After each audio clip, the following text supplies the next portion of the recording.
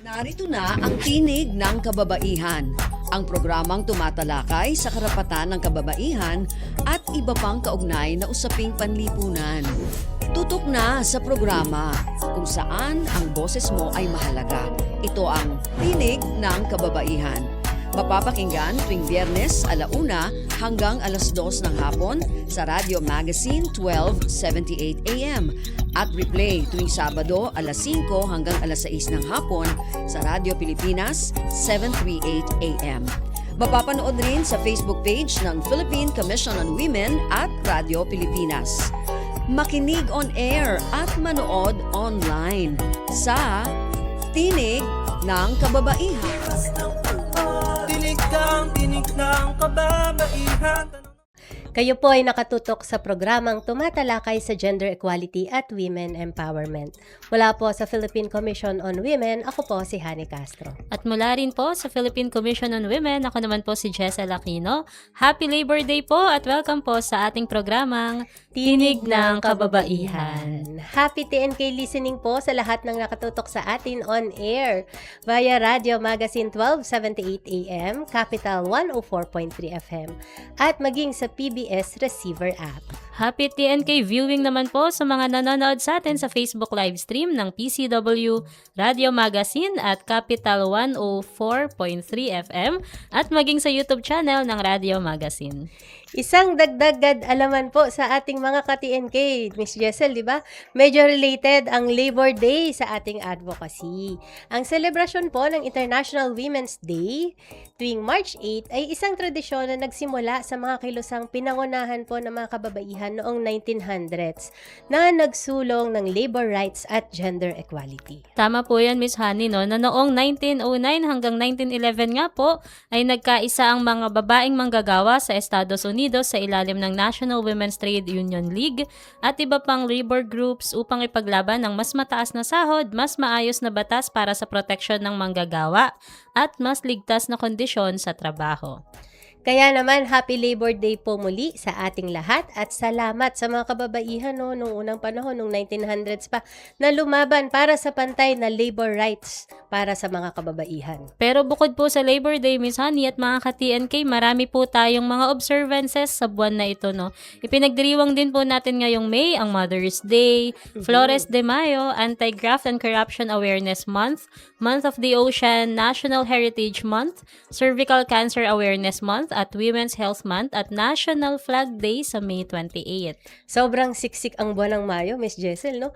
Pero dahil nasa tinig ng kababaihan tayo, uunahin natin ang isa sa pinakamahalagang usapin na may kinalaman sa kababaihan at ito po ang cervical cancer. I agree, Miss Honey, no? Dahil ang cervical cancer po ang ika-4 na pangunahing sanhi ng pagkamatay dulot ng cancer sa mga kababaihang Pilipino po, no? Lalo na sa edad na 15 hanggang 44. Kaya saktong-saktong episode natin ngayong araw na pinamagatang Protecting Filipinas Early Detection, Life-Saving Action. Pero bago po tayo dumako sa ating talakayan, nais lang po naming ipaalam na mapapakinggan din po ang Tinig ng Kababaihan tuwing Sabado po yan sa Radio Pilipinas Radio Publico 738 at mapapanood din po sa Radio Pilipinas Facebook page at sa Channel 3 ng TV Plus at Channels 45 hanggang 49 ng Affordable Box tuwing 12:00 hanggang 1:00 ng hapon. Available din po ang mga past episodes ng TNK sa PCW website,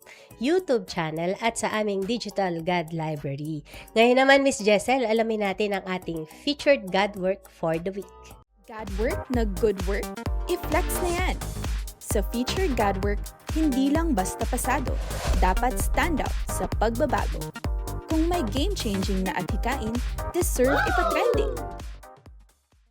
Featured God work, proteksyon ng kababaihan at kabataan sa BARM mas pinalalakas. Nagkaisa ang Bangsamoro Women Commission, Police Regional Office BARM, Nonviolent Nonviolent Peace Force at United Nations Population Fund upang higit pang palakasin ang proteksyon ng kababaihan at kabataan laban sa gender-based violence sa Bangsamoro Autonomous Region in Muslim Mindanao. Bilang bahagi ng inisyatiba, sumailalim sa espesyal na pagsasanay ang 72 na pulis mula sa BARM, kabilang ang mga miyembro ng Women and Children Protection Desk at Regional Crime Investigation Unit. Layunin ng pagsasanay na paghusayin ang pagtugon sa mga kaso ng karahasan, palakasin ng psychosocial support para sa mga survivor, at tiyaking mas mabilis ang referral sa mga serbisyong kailangan ng mga biktima. Ayon sa mga katuwang na ahensya, mahalaga ang sama-samang pagkilos upang matiyak na ang bawat babae at bata sa BARM ay ligtas, napapakinggan at napoprotektahan. Patunay ito na sa pamamagitan ng pagkakaisa at malasakit, mas napapalapit ang BARM sa isang lipunang may dignidad, katarungan at seguridad para sa lahat. At para naman sa isa pa nating featured guard work, papel sa pamumuno ng kababaihang Maranao, pinatatag. Pinag-ugnay nga po ang pamumuno ng kababaihan at tradisyon sa isinagawang Women's Leadership Forum ng Mindanao State University Iligan Institute of Technology o MSU-IIT, Institute for Policy, Innovation and Leadership, katuwang ang Gender and Development Center noong April 23, 2026 sa MSU-IIT. Nagtipon sa forum ang mga traditional leaders, scholars at advocates upang kilalanin at patatagin ang mahalagang papel ng mga Maranao Bay Alabi sa pagharap sa ugnayan ng sinaunang kaugalian o adat at makabagong pamamahala. Ang Bay Alabi ay isang marangal na tradisyonal na titulo para sa kababaihan mula sa 16 na Royal Houses of Lanao. Meron palang ganon, Miss Jessel, nakatumbas ng ranggo ng sultan. Sila ang pinakamataas na antas ng kababaihang Maharlika at kinikilala sa mahalagang socio-political at nakapangyarihan sa kanilang komunidad. Kinikilala rin sila bilang tagapamagitan sa pisikal at espiritual na aspeto ng pamayanan. Sa ilalim ng temang She is on her way, Women Influencing the Futures, sentro ng talakayan ang konsepto ng Gentle Voice of Power. Ito ay uri ng pamumuno na nakabatay sa karunungan at malasakit, mapayapang pakikipagkasundo sa komunidad at pagpapanatili ng kultura habang tumutugon sa makabagong panahon. Binigyan diin sa forum ang kahalagahan ng katarungang nakabatay sa pagiging patas at ang formalisasyon ng tradisyonal na pagresolba ng mga alitan. Tinalakay din ng mga kalahok ang kanilang pananaw sa kinabukasan kung saan kababaihan ang nangunguna. Bilang tugon, iminungkahi sa forum ang pagtatag ng Maranao Academy upang turuan ang kabataan sa mapayapang pagresolba ng alitan, gayon din ang formal na pagpaparehistro ng mga tradisyonal na women's groups upang makakuha ng suporta mula sa pamahalaan. Nag-iwan din ng mahalagang mensahe ang pagtitipon. Ang kababaihang Maranao ay hindi lamang budget officers ng tahanan, sabi nila, kundi mga peace dreamers na mahalaga sa katatagan at kapayapaan sa rehiyon. At para po sa ikatlo nating featured God Work for the Week, Filipina entrepreneurs pinatatag ang MSME sector. Patuloy na binabago ng mga Filipina entrepreneur ang sektor ng micro, small, and medium enterprises o MSMEs sa bansa habang dumarami ang kababaihang nagtatayo ng sariling negosyo mula sa kani-kanilang tahanan. Ayon sa mga ulat, tinatayang 66% ng existing businesses sa Pilipinas ay pag-aari ng mga Filipina entrepreneur na makaramihan ay mga ina. Samantala, 62% naman ng newly registered enterprises sa bansa ay pinamumunuan ng kababaihan. Sa ginanap na 4th Gawad Madiskarte, binigyang diin ng mga government at development leaders ang pangangailangang palakasin pa ang suporta para sa women-led businesses. Ibinahagi ni Quezon City Mayor Joy Belmonte ang mga programang nagbibigay ng puhunan, pagsasanay at tulong upang mapalago ang maliliit na negosyo ng kababaihan. Samantala, binigyang diin din ni PCW Chairperson Ermelita Valdeavilla ang kahalagahan ng digital skills training upang mapalawak ang oportunidad ng kababaihan sa modernong ekonomiya. Dito, makikita na kapag sinusuportahan ng kababaihan sa negosyo, lumalago hindi lamang ang kanilang kabuhayan, kundi maging ang pambansang ekonomiya. At para sa ating huling featured Godwork, PhilHealth coverage para sa panganganak, pinalawak. Inanunsyo nga po ni Pangulong Ferdinand R. Marcos Jr. nitong Miyerkules ang pagpapalawak ng maternity benefits ng state insurer na PhilHealth. Na epektibo nga po kahapon yan, no? April 30. Para sa normal na panganganak, itinaas ang coverage mula 9,759 pesos hanggang 29,000 pesos. Samantala naman, kapag cesarean delivery, itataas ito mula sa pagitan ng 58,000 hanggang 62,000 mula sa dati pong 37,000 pesos. Pinalawak din po ang saklaw ng prenatal care kung saan dodoblihin na magiging from 4 dati magiging 8 yung check-up na covered ng PhilHealth. Kabilang na rin po yung bakuna at mga laboratory tests. Pagkatapos manganak, sakop na rin ng PhilHealth ang 3 follow-up visits. Giit ng Pangulo, layunin ng pamahalaan na matiyak na ang bawat ina ay makakapanganak ng ligtas at hindi na mag-aalala kung saan kukuha ng pambayad. Good job po sa lahat ng ating kapwa Godvocates at sa kanilang mga Godwork na good work. Ngayon naman po, Miss Honey, ay alamin naman natin ang ating hashtag Say sa TNK Question of the Week. Oras na naman para sa hashtag Say sa TNK, kung saan natin pinupulsuhan ang ating mamamayan tungkol sa topic natin kada episode. Para sumali, bisitahin at i-follow ang PCW Facebook at X accounts sa @PCWGovPH kung saan ipopost kada Webes ang ating question for the week. Dito sa TNK, lahat tayo may say.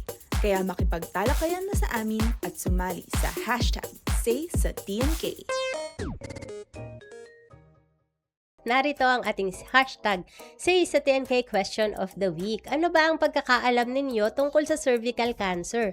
At paano ba ito maiiwasan? Nakapost na po yung tanong na yan sa ating Facebook page, sa aming official Viber channel at Godvocates Community Facebook group. Pwede rin po kayong mag-comment ng inyong insights. Pero paalala lang po, no, mga ka-TNK, isang platform lang po ang kailangang komentan para makount ang inyong entry. Kung nag-comment na po kayo sa ating Say sa TNK Facebook post, hindi na po kailangang ulitin sa ibang platforms gaya ng Viber o Godvocates Community. Yan. Pwede rin po kayong mag-text kung wala po kayo sa Facebook. At nasa radyo po kayo, pwede rin po kayong mag-text sa 0917-845-4814 kung nais po ninyong maging anonymous ang inyong sagot. At paalala rin po, mas mainam na sa official Say sa TNK Facebook post po mismo mag-comment para mas madali pong matrack ng aming production team ang inyong mga entries. Iwasan rin po ang pag-message via Facebook Messenger o email ng inyong Say sa TNK insights. Kaya always follow instructions, mga ka-TNK. Kaya nga po, no, follow instructions mga ka-TNK and always tune in po sa ating programa dahil dito sa TNK, palagi po tayong may handang makabuluhang talakayan. At gaya nga po ng nabanggit natin kanina, pag-uusapan po natin ngayon ang cervical cancer. Bakit nga po ba ito mahalagang pag-usapan? Pagdating po sa kalusugan ng mga kababaihan, alamin yan sa pagbabalik ng Tinig ng Kababaihan. Huwag bibitiw, magbabalik agad ang programang nagbibigay tinig sa mga kwento, adhikain, tagumpay at dagdag kaalaman para sa kababaihan. Ito ang Tinig ng Kababaihan.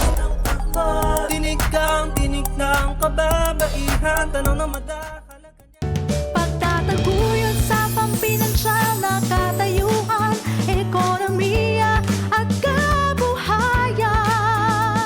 Mga mekanismong pang-institusyon para sa pagsulong ng kababaihan. Sa media ay ang tamang pagsasalarawan. Tumayo, sumigaw, ikalat ang balita, pantay-pantay lahat, walang pinagkaiba.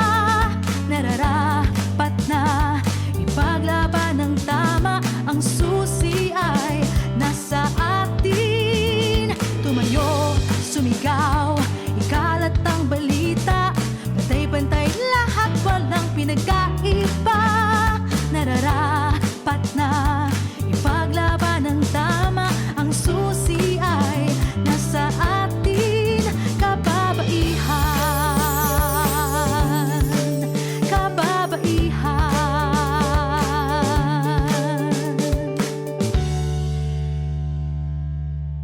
Nagbabalik ang makabuluhang talakayan, pagbabahagi ng kaalaman at pagbibigay tinig sa mga kwento, adhikain at tagumpay ng kababaihan.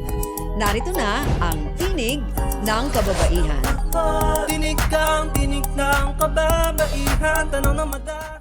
At para po sa ating episode na pinamagatang Protecting Filipinas Early Detection Life-Saving Action, kasama po natin ngayon live dito sa ating studio ang founder ng End Cervical Cancer Philippines Organization Inc. o CERVIC. Ang galing ng pangalan, no? Pinamumunuan din po niya ang mga pambansang inisyatiba na nag-i-integrate ng medyo scientific to, speculoscope assisted visual inspection with acetic acid o VIA na lang para mas maikli, no? Digital health systems at pagbuo ng Philippine Cervical Image Bank. Sa pakikipagtulungan po yan sa Department of Science and Technology, Advanced Science and Technology Institute. Ang mga inisyatibang ito ay nagbibigay daan sa kauna-unahang AI-assisted cervical cancer screening system sa bansa. Mga ka-TNK, welcome po natin sa ating programa si Dr. Jesus Randy Bogs Rivera. Happy TNK Day po sa inyo, Doc. Hi, hello everyone and happy TNK din po sa inyo and salamat po sa pag-invite sa akin dito po. Opo, salamat Doc at welcome po sa Tinig ng Kababaihan. Doc, bilang panimula po, ipakilala muna natin yung organization nyo po, no? Ano po ang CERVIC at ano po ang layunin nito? Unang-una salamat, no, kasi tinatawag yung siyang cervic. Actually, yung mga iba kasi pag hindi na naiintindihan, cervicu, 'di ba? Kasi malaki daw Parang yung barbecue. Q. Pero actually tama 'yon kasi we really made it that way na para may recall, cervicu, barbecue, banana Q, alam mo 'yon. Pero yes, ang goal namin is mainly to eliminate a cancer. And what is that cancer that you can eliminate? It's cervical cancer. The only cancer na posible nating ma-eliminate sa Pilipinas. Ayan. Sige, Doc. Sa simpleng paliwanag po, ano nga po ba yung cervical cancer at bakit po mahalagang pag-usapan ito pag pinag-uusapan po natin ang kalusugan ng kababaihan? Actually po, ang cervical cancer, no, parang cancer sa cervix, very, very easy to understand. Pero ang hindi alam ng tao kasi is nasaan yung cervix. No? Yung cervix kasi, is ito yung pag nag-AIE yung doktor, no, sa buntis, di ba? Pag nagbuntis yung babae, ini-examine, no, yun po yung cervix. Ito po yung bumubukas na kung saan pag sinasabi niya, ay nako, Ma'am Jess, 2 cms ka pa lang, tayo-tayo ka dyan, maglakad ka dito hanggang Baguio. Malamang pagbalik mo.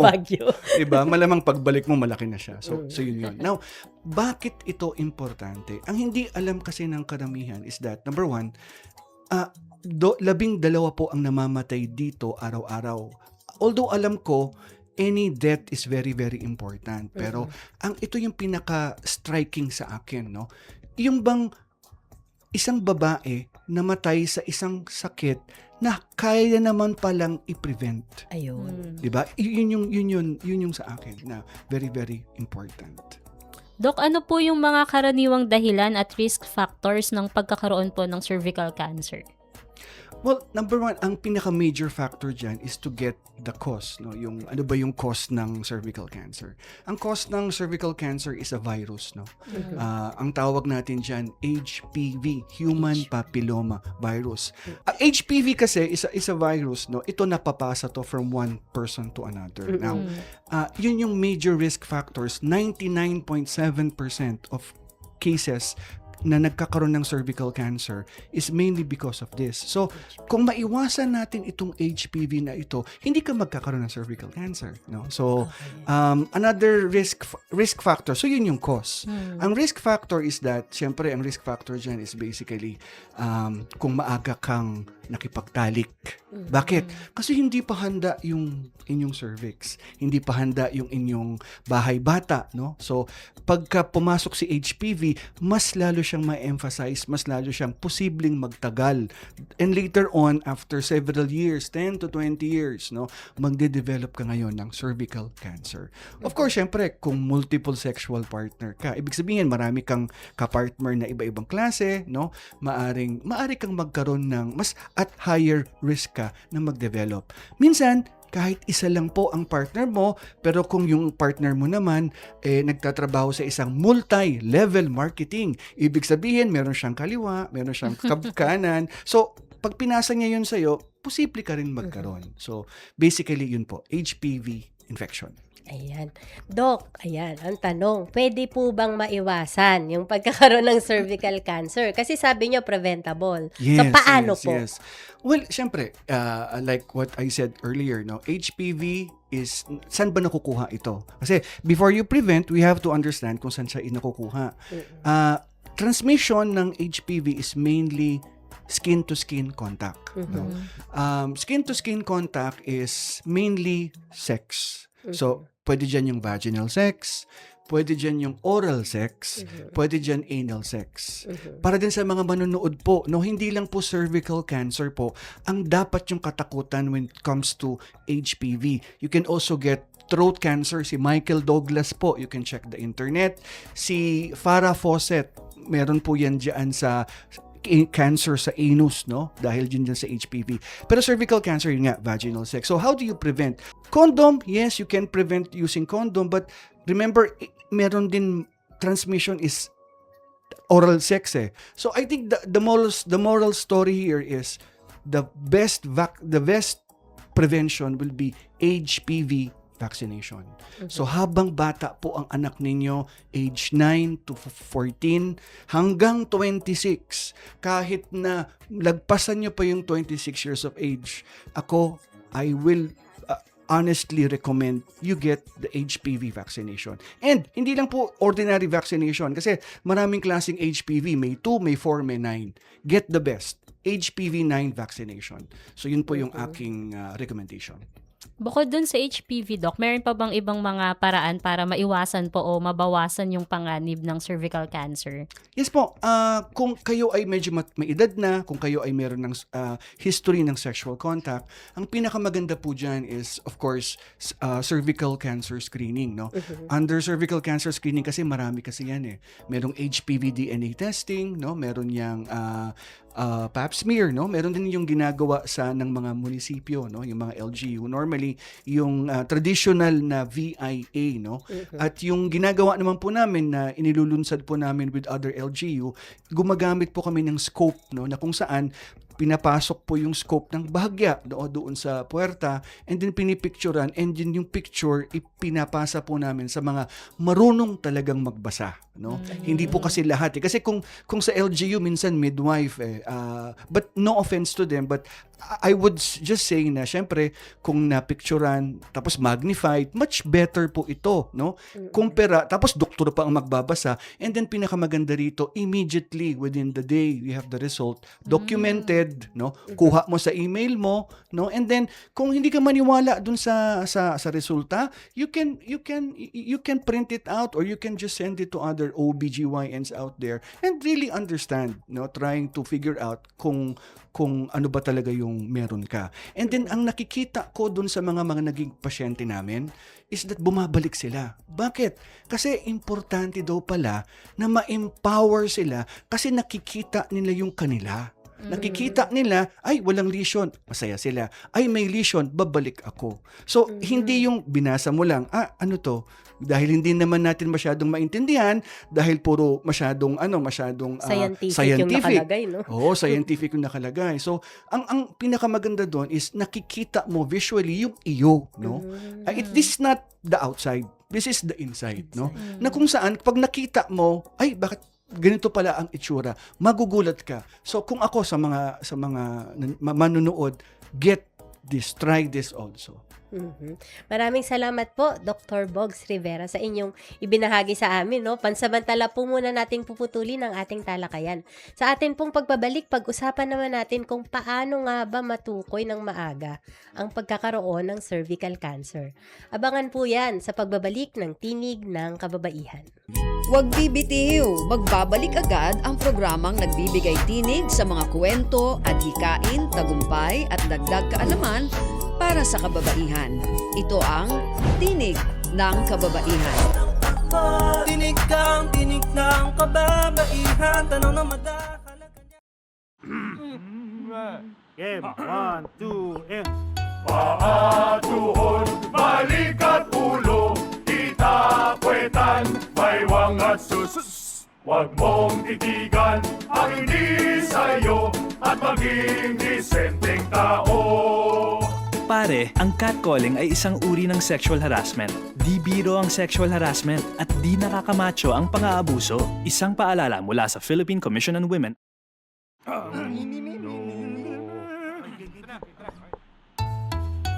Ang sumitsit ay bang-mang-mang, ang sumipol ay bang-hunghang. Ang babae sa lansangan, huwag iritan kundi igalang. Pare, ang catcalling ay isang uri ng sexual harassment. Di biro ang sexual harassment at di nakakamacho ang pang-aabuso. Huwag iritan kundi igalang. Isang paalala mula sa Philippine Commission on Women. Chong chong chong chong pasipol-sipol, mga manong sa labas, pagtigil at gumalang, kaya ikaw sara bibig, kundi maganda ang lalabas. Pare, ang catcalling ay isang uri ng sexual harassment. Di biro ang sexual harassment at di nakakamacho ang pang-aabuso. Kaya ikaw sara bibig, kundi maganda ang lalabas. Isang paalala mula sa Philippine Commission on Women. Nagbabalik ang makabuluhang talakayan, pagbabahagi ng kaalaman at pagbibigay tinig sa mga kwento, adhikain at tagumpay ng kababaihan. Narito na ang Tinig ng Kababaihan. Tinig ng kababaihan, tanong na madakalagan. Welcome back po sa Tinig ng Kababaihan at para po sa ating episode na pinamagatang Protecting Filipinas Early Detection Life-Saving Action. Kasama pa rin po natin ngayon live na live dito sa ating studio si Dr. Bogs Rivera, ang founder po ng End Cervical Cancer Philippines Organization Inc. o CervicQ. Ayan, Dok, paano nga po ba matukoy ng maaga yung kung pagkakaroon ng cervical cancer, no? Ano po ba yung mga sintomas nito kung meron man? At meron din po bang mga lab test na pwedeng makadetect nito? Yeah. Thank you. Actually, yes, no? Yung test na binanggit ko kanina, yung cervical cancer screening na 3, is the best way how to really detect kung meron ka na. Kasi, ang hindi kasi alam po ng mga kababaihan is that, ang typical, hindi lang po babae, no, even kaming mga lalaki, no, is that yung bang tipong you wait for symptoms to appear. When the symptoms appears, that's the only time that you come see a doctor, no. So I think I want to change that. I want to break that idea, no, kasi cervical cancer kaya po tinatawag na highly preventable kasi it starts with a virus.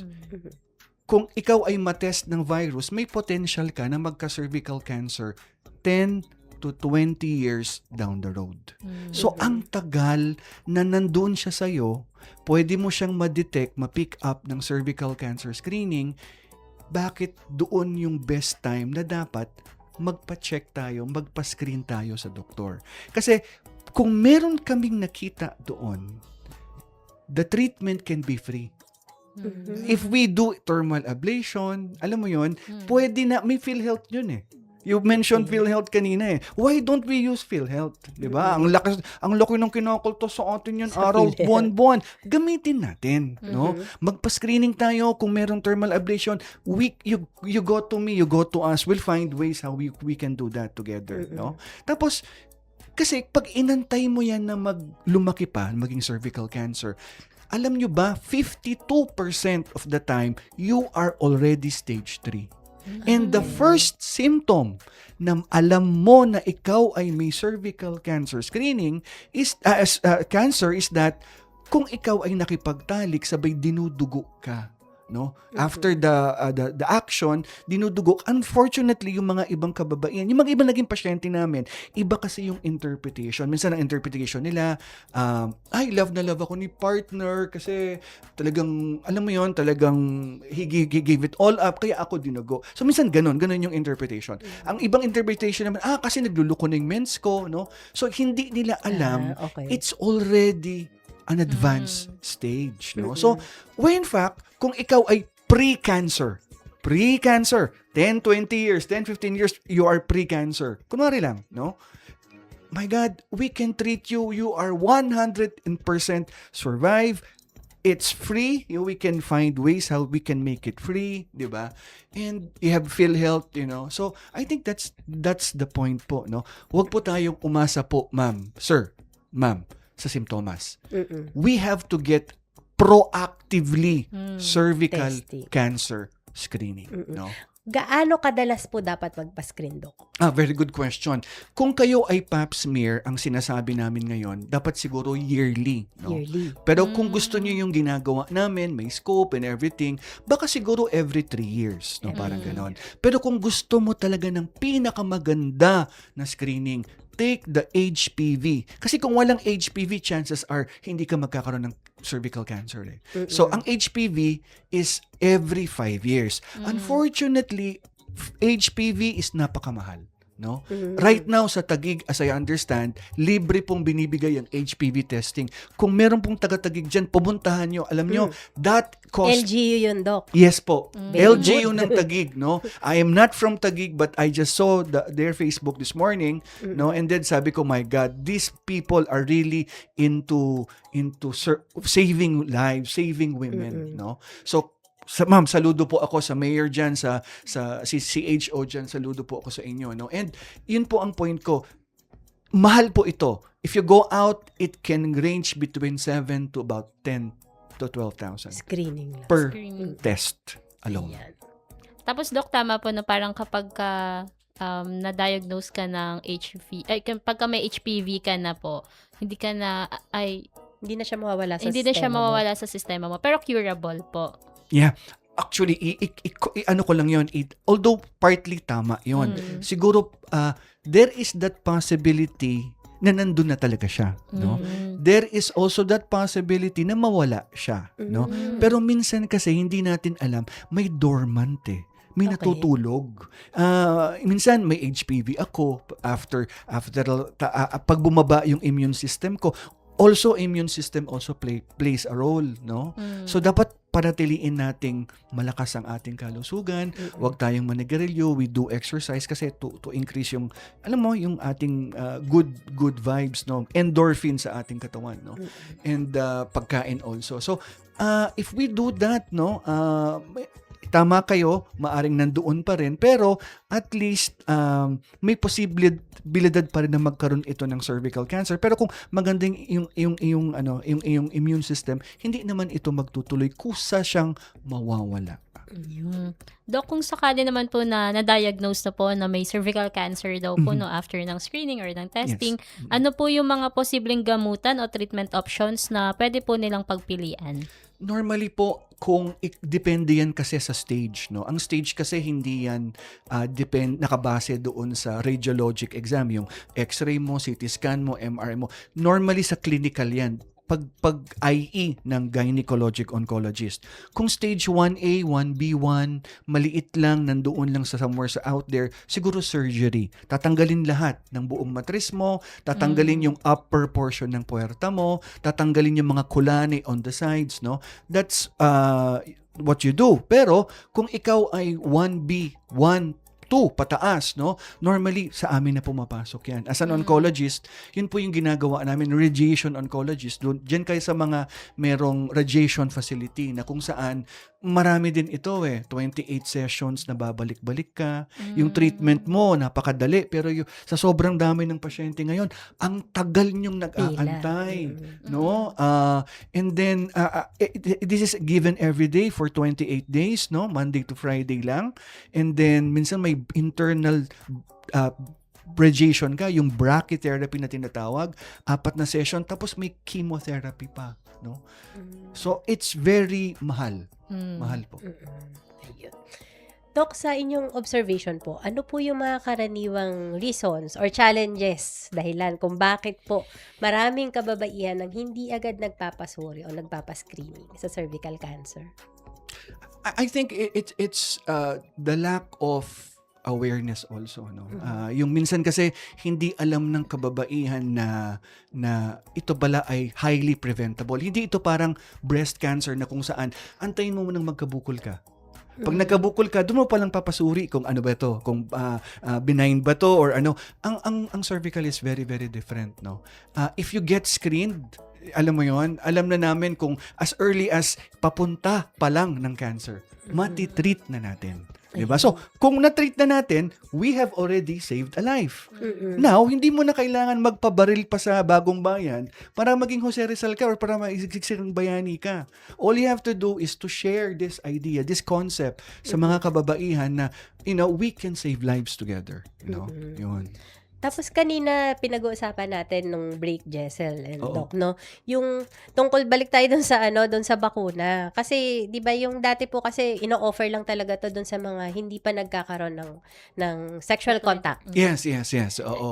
Kaya nga usually ino-offer to dun sa mga teenager, no, ng mga Correct. kababaihan. Correct Ngayon po. hanggang ngayon po ba ganun pa rin, Doc, or may pagbabago na po? Actually, the bakuna now has been advocated kahit anong edad na actually, no. Pero may merong contention doon, no. Ang ideal talaga is dapat wala ka pang contact, dapat mababakunahan ka na. Dapat nasa magandang edad ka, 9 to 14. Bakit?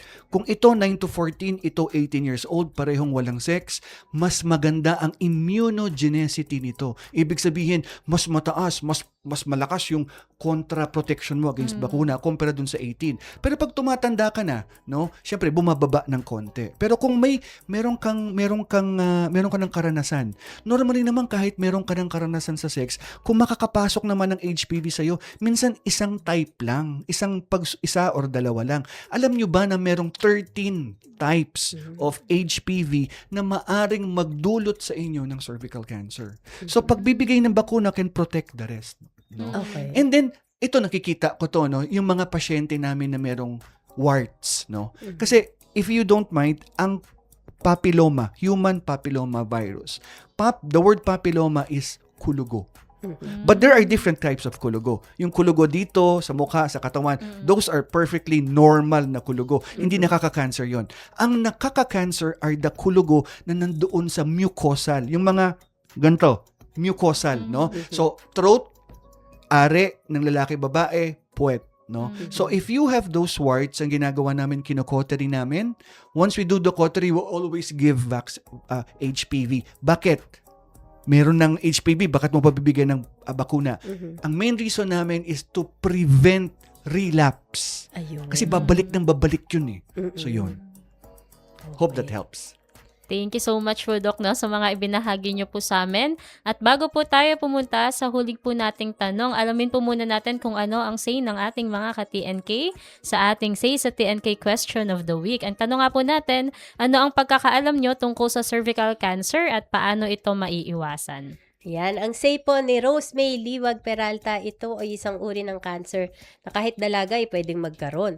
Kaya importante ang regular na pagpapacheck up sa gynecologist upang ito ay maiwasan. Ito naman po ang say ni Teddy Bernal. Dahil sa isang kamag-anak, natutunan ko na ang cervical cancer mula sa HPV ay isang silent killer dahil wala itong paunang sintomas. Pero, ang magandang balita, isa ito sa pinaka-preventable na uri ng cancer basta't maaga tayong mag-ingat, magpabakuna at magpa-check.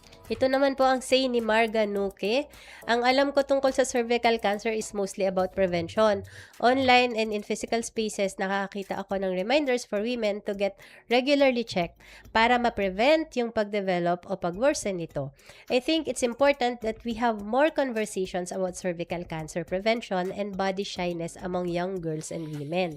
It's important that they are encouraged to get checked and access available medical resources to prevent the disease. And additional insight po ito po ang say ni Sean Kyle Flores. Ang cervical cancer ay cancer sa kwelyo ng matres na pangunahing dulot ng impeksyon mula sa HPV. Bagamat madalas walang sintomas sa unang yugto nito, lubos itong maiiwasan at maaagapan sa pamamagitan ng pagpapabakuna laban sa HPV, regular na pagpapasuri sa doktor, ligtas na pakikipagtalik sa tamang paraan, pag-iwas sa paninigarilyo, pag-inom ng alak at paggamit ng illegal na droga. Salamat po sa mga nagbigay ng kanilang mga insights. Ito naman po ang masasabi ni Doc Bog sa say sa TNK po ng ating mga ka-TNK. Actually, halos lahat ng mga sagot nila, they are very correct, no? Ang kuwan na lang doon is, now na alam na nila, I am very much hoping that they can proceed now dun sa implementation or the execution part, which is sila mismo makapagpa-screen, makapagpahikayat ng kababaihan na ma-screen. Kung meron kayong ichichismis, no? I think this is the best word of the day na dapat yung i-chismis na itong sakit na to kung makapagpa-screening ka lang, no? It doesn't matter kung anong klaseng screening. Sabi nga ng aking idol po na gynae-onco na doktor, Doktora Cecilia Llave, the best screening is whatever screening that is available to you. So yun. Ayan. So, kung nasan man kayo. At Yes. ano ang available Oo. dyan sa mga, kung sa health center ang kaya, punta sa health center. Kung sa ospital, punta sa ospital. Correct. Diba? Oo. Yan. Maraming salamat po sa inyong insight, Doc Bogs, no?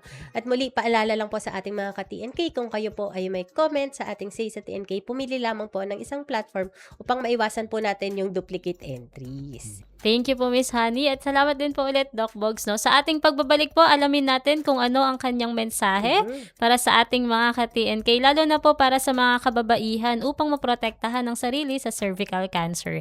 Abangan po yan sa pagbabalik ng Tinig ng Kababaihan. Huwag bibitiw, magbabalik agad ang programang nagbibigay tinig sa mga kwento, adhikain, tagumpay at dagdag kaalaman para sa kababaihan.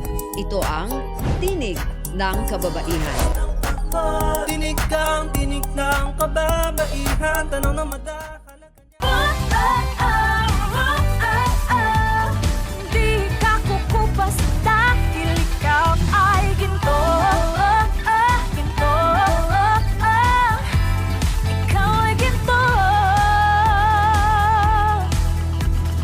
Kaya mong itaguyod ang karapatang pantao. Kung kaya nila, kaya mo rin ito. Kaya't wag mong kalimutan, ikaw ay ginto.